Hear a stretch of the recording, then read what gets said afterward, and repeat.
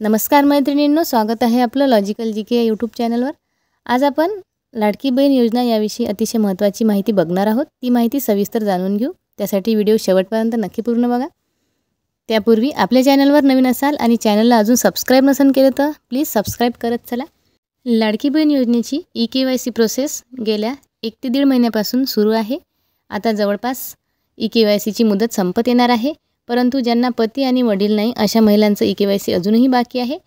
तर अशा महिलांसाठी बऱ्याच न्यूज चॅनल आणि यूट्यूब चॅनलने आवाज उठवलेला आहे आणि आपल्या चॅनलने सुद्धा आवाज उठवण्याचा प्रयत्न केलेला आहे, परंतु सरकारचा अजूनही या प्रश्नावर तोडगा निघालेला नाही।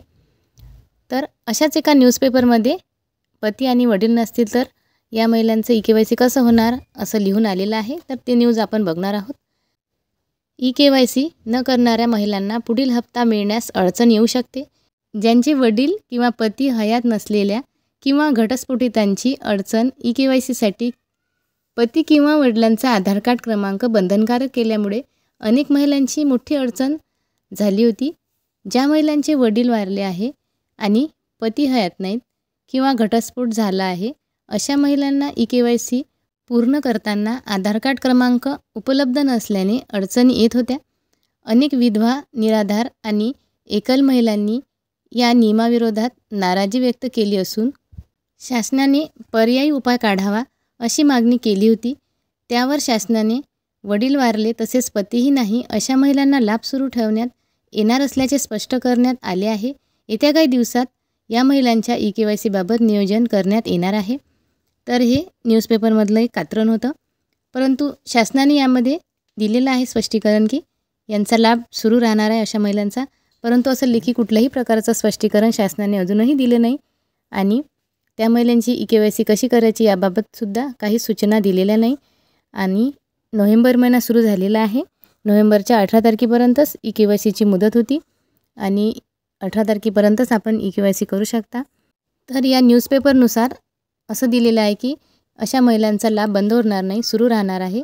तर हेच खरं असायला हवं आणि त्यांचा लाभ सुरळीत सुरू राहायला हवा, कारण खरी गरज अशाच महिलांना असते। 1500 रुपये का होईना पण त्यांची कुठली ना कुठलीही गरज भागवल्या जाते। काही महिलांच्या कमेंट येत होत्या की अशा महिलांनी पर्यायी आधार कार्ड म्हणून नातेवाईकाचं दिला तर चालेल का? तर असा नियम कुठलाही शासनाने काढलेला नाही। तर दुसऱ्या कुठल्या नातेवाईकाचा आधार कार्ड दिला तर तुमचं ई-केवायसी होणार नाही। तर करू नका, जेव्हा कुठला निर्णय येईल तेव्हाच तुम्ही ई-केवायसी करा। आणि या पद्धतीने जर न्यूजपेपरमध्ये माहिती आली असेल तर त्याच पद्धतीने तुमचं लाभ सुरळीत पुढेसुद्धा सुरू राहावा अशी ही विनंती आहे शासनाला, कारण तुमचं ई-केवायसी अजूनही झालं नाही आणि ई-केवायसी जर झालं नाही तर तुमचा लाभ बंद होईल का असा प्रश्न सगळ्याच महिलांच्या मनामध्ये आहे। तर ही होती अतिशय महत्त्वाची अपडेट। ही अपडेट आपल्या सगळ्या मैत्रिणींपर्यंत जास्तीत जास्त शेअर करा आणि ज्या बहिणींचं ई-केवायसी अजूनही बाकी असेल आणि ते ई-केवायसी करणं तुमचं शक्य असेल तर लवकरात लवकर करून घ्या। जाता जाता आपल्या चॅनलला सबस्क्राईब करायला विसरू नका, कारण बऱ्याच महिला व्हिडिओ बघतात आणि सबस्क्राईब करत नाही, तर असं करू नका। चॅनलला सबस्क्राईब करणं अगदी फ्रीमध्ये आहे, त्याला कुठल्याही प्रकारचे पैसे लागत नाही। चॅनलला सबस्क्राईब केल्यामुळं नवीन नवीन अपडेट लवकरात लवकर तुमच्यापर्यंत पोहोचतात, कारण आपल्या चॅनलवर 100% खरी आणि महत्त्वपूर्ण माहिती मिळत असते।